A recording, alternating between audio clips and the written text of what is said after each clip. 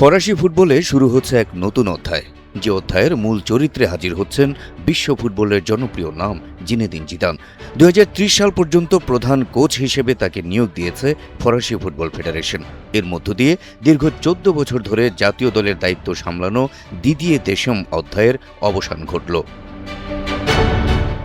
ফরাসি football federation জানিয়েছে, জিদানের সঙ্গে 2030 সাল পর্যন্ত চুক্তি করা হয়েছে। ফলে ইউরো 2028 এবং 2030 ফিফা বিশ্বকাপে ফ্রান্স জাতীয় দলের ডাগআউটে দেখা যাবে এই বিশ্বকাপজয়ী কিংবদন্তিকে। জিদানকে প্রধান কোচ হিসেবে ঘোষণা করার পর এফএফএফ সভাপতি ফিলিপ দিয়ালো একে ফরাসি ফুটবলের জন্য ঐতিহাসিক মুহূর্ত বলে অভিহিত করেছেন। তিনি বলেন, দীর্ঘ 14 বছর পর আমরা নতুন প্রধান কোচ নিয়োগের সুযোগ পেলাম। দিদিয়ে দেশমের প্রতি গভীর শ্রদ্ধা ও কৃতজ্ঞতা জানিয়ে ফিলিপ দিয়ালো বলেন, তিনি 14 বছর ধরে ফরাসি ফুটবলকে বিশ্ব ফুটবলের সর্বোচ্চ পর্যায়ে ধরে রেখেছেন। তার অবদানকে যথাযথ সম্মান জানানো অত্যন্ত জরুরি।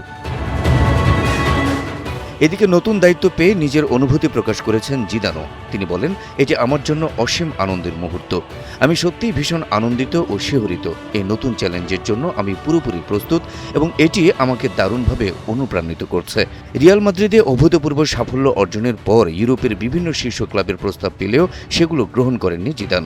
তার লক্ষ্য ছিল একটাই, ফ্রান্স জাতীয় দলের কোচ হওয়া।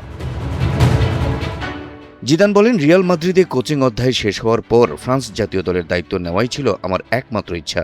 তাই অন্য সব ক্লাবের প্রস্তাব ফিরিয়ে দিয়েছে। ছোটবেলা থেকেই এই স্বপ্ন লালন করেছি আমি। ফরাসি যুবদল থেকে শুরু করে মূল জাতীয় দলে খেলার সুযোগ পেয়েছি, যা একজন ফুটবলারের কেরিয়ারের সর্বোচ্চ অর্জন। এখন এই দলের জন্য কাজ করা এবং তাদের আরও সাফল্য এনে দেওয়াই আমার একমাত্র অনুপ্রেরণা।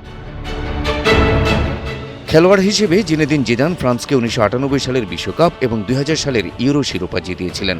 আর কোচ হিসেবে রিয়াল মাদ্রিদকে টানা 3টি উয়েফা চ্যাম্পিয়ন্স লিগ জিতিয়ে গড়েছেন এক অনন্য ইতিহাস। তাই নিজ দেশের কিংবদন্তি এই ফুটবলারের হাত ধরে ফ্রান্স ফুটবল পৌঁছে যাবে অনন্য উচ্চতায়, তেমনটাই আশা করছেন দেশটির ফুটবল প্রেমীরা।